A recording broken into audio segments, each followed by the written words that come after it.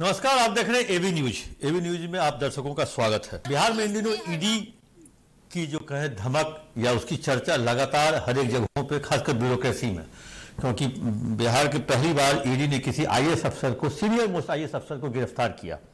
गिरफ्तार करने के बाद जेल भी भेजा। उनके साथ पूर्व विधायक भी थे, एक उनका कॉन्ट्रैक्टर और सप्लायर भी था, और एक कहे ब्रोकर भी था। तो 4 लोगों की गिरफ्तारी हुई। वो लोग बेऊर जेल भेजे गए।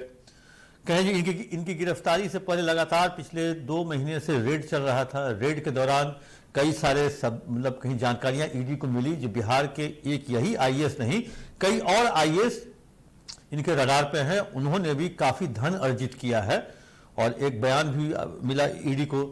और इस बयान के बाद वो कहें जो एक तरह से ईडी एक्टिवेट हो गई। बहुत सारे आईएएस कहीं कहीं बाहर भी निकल गए, मोबाइल स्विच ऑफ कर लिया, 6 दिन तक गायब हो गए।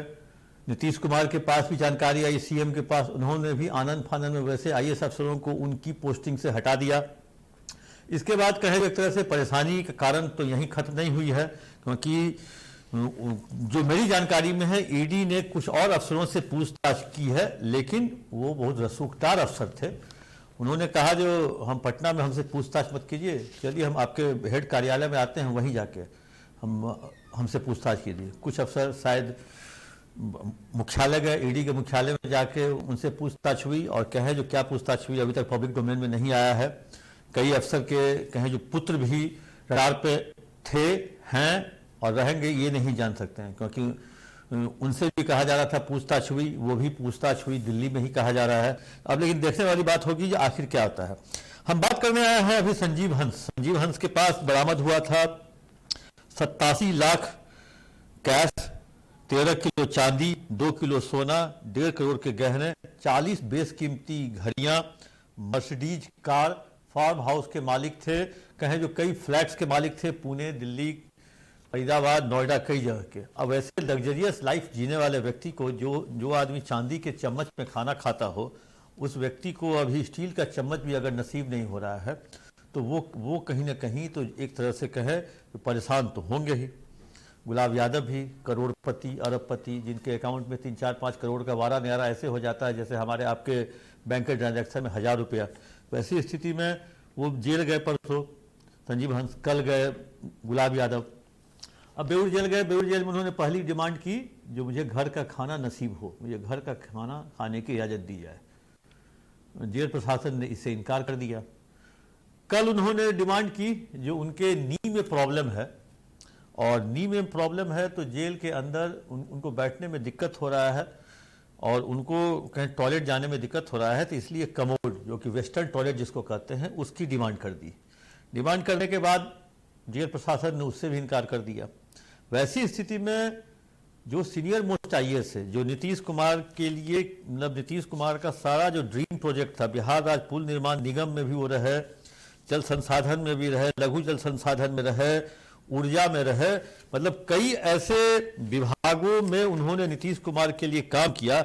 वैसे व्यक्ति को अगर कहें जो उनकी चीज़ मुहैया नहीं कराई जाती है, और वो भी जेल जो डिपार्टमेंट है जिसके आईजी होते हैं एक आईएएस अफसर, और उस तरह के अधिकारी को नहीं, तो अब तो ये एक तरह से कहें जो मुंह पे तमाचा होगा, क्योंकि बड़े बड़े बाहुबलियों को ये सारी चीज़ें जेल के अंदर मिल जाती है जो वो इच्छा करते हैं। वो अगर आपको याद होगा तो देखा ही होगा, क्योंकि लालू प्रसाद यादव के टाइम में कैदी वार्ड में लोग जेल में कैदी रहते थे, बड़े बड़े नेता टाइप कैदी, और कैदी वार्ड में बजाते वहाँ पे शाम में कहें सुबह से लेकर शाम तक भंडारा टाइप का वहाँ रहता था माहौल। लोग आते थे, जाते थे, मिलते। जिस तरह का लाइफ अभी भी जेल में जिसकी जैसी इच्छा होती है, उस हिसाब से अपना वो कार्यक्रम, मतलब अपना इंतजाम वो करा लेता है। जेल के अंदर मेस भी चलता है, जेल के अंदर मतलब रसूखदार लोग जेल के अंदर भी अच्छे तरीके से वो कमा लेते हैं। वैसी स्थिति में अगर संजीव हंस को अगर घर का खाना और कमोड या वेस्टर्न टॉयलेट नहीं मिलता है, ये संजीव हंस को कहीं ना कहीं अंदर से परेशान करता होगा। और परेशान जब आदमी होता है तो वो परेशानी में, या खिसियानी बिल्ली खंभा नोचे जो एक कहावत है, वो किसी को भी काट सकता है। और किसी को काटने का मतलब आप ये समझ रहे होंगे, जो पिछले 18 साल से जो एक सरकारी अधिकारियों का जो एक कॉकस है, जो एक कोर टीम है, वही कोर टीम बिहार के ब्यूरोक्रेट्स लगते हैं जो बिहार के सचिवालयों में घूमता रहा। उस कोर टीम में संजीव हंस भी एक थे और उस कोर टीम के एक एक कारगुजारी को भी, क्योंकि जहां जहां से वो निकले वहां उनसे पहले भी कोई रहे होंगे और वहां भी उनसे पहले कोई रहे होंगे, जहां वो गए वहां भी उससे पहले भी कोई रहे होंगे जिनकी कारगुजारी ये जान गए होंगे, और जहां ये गए इनसे पहले जहां रहे होंगे तो उनकी कारगुजारी ये जान गए। तो वैसी स्थिति में अगर संजीव हंस ने अगर मुंह खोल दिया तो कई सारे जो बिहार के वरिष्ठ आईएएस अफसर हैं वो भी संदेह के घेरे में या ईडी के रडार पे आ जाएंगे। वैसी स्थिति में अगर संजीव हंस मुंह न खोले, और अगर मुंह न खोले तो वैसी स्थिति में संजीव हंस को मुंह न खोलने के एवज में उनको बिहार के आईएएस एसोसिएशन का भी साथ इन दिनों चाहिए। वैसे कई सारे आईएएस इससे पहले भी जेल जा चुके हैं। सुधीर कुमार है, अब ये संजीव हंस हुए, एक मधेपुरा के कोई डीएम हुआ करते थे, मतलब कहीं आईएएस आईपीएस, एक जितेंद्र गुप्ता जो एसडीओ भभुआ थे वो भी गए, जेल गए, फिर उन्होंने अपना बाहर करवा ली पोस्टिंग, फिर वो बिहार लौट के आ गए हैं। तो वैसी स्थिति में कई सारे आईएएस आईपीएस इससे पहले भी जेल जा चुके हैं। अब लेकिन वो उतने सीनियर नहीं थे। अब सुधीर कुमार जैसे जो सरीखे लोग हैं वो थोड़ा शांत स्वभाव के थे, उनको मतलब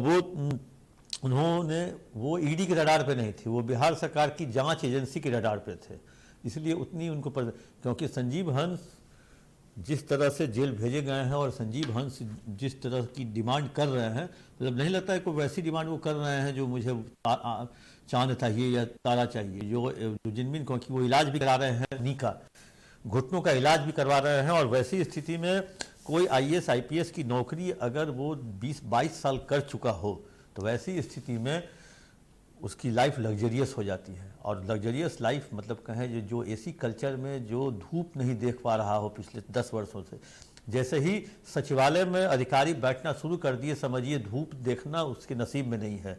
एसी गाड़ी, एसी घर, एसी कार्यालय, AC meeting hall, AC conference hall, वैसे व्यक्ति को ठीक है पंखा वो वहाँ, लेकिन कमोड, वेस्टर्न टॉयलेट अगर उनको नसीब नहीं होता है, और इस पर अगर संजीव हंस अगर अपना मुंह खोलते हैं, अगर वो गुस्से में खिसिया कर, जब हमको किसी का साथ नहीं मिल रहा तो चलो मेरे साथ सब आदमी चलते हैं, हम लोग हर आदमी को हम खींच लेंगे, वैसी स्थिति में संजीव हंस अभी बहुत मतलब कहें जो संजीव हंस अभी बर्निंग ट्रेन है, इसलिए अभी कोई उसमें हाथ डालना नहीं चाहेगा।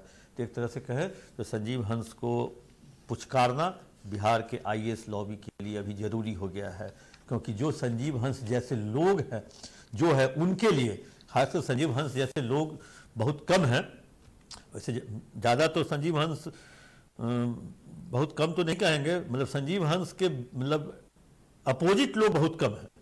तो वैसी स्थिति में संजीव हंस को का अगर मुंह खुलता है तो बहुत आईएएस और आईपीएस न कहें आईएएस लोग रडार पे आ सकते हैं, ईडी के रडार पे, क्योंकि संजीव हंस के पास बहुत सारी जानकारियां हैं। और इसी क्षेत्र के नहीं, आईएएस के क्षेत्र के नहीं, बिजनेसमैन, बिल्डर, सप्लायर, मतलब कई तरह के लोग इनके जुआ पे अगर आ जाएंगे तो बिहार में एक भूचाल सा आ सकता है। और अगले वर्ष चुनाव है, चुनाव से ठीक पहले अगर संजीव हंस भूचाल ला देते हैं तो ये राजनीतिक भूचाल भी भविष्य में साबित हो सकता है। कैसा लगा ये कार्यक्रम, आप अपना कमेंट बॉक्स में जाकर जरूर दें।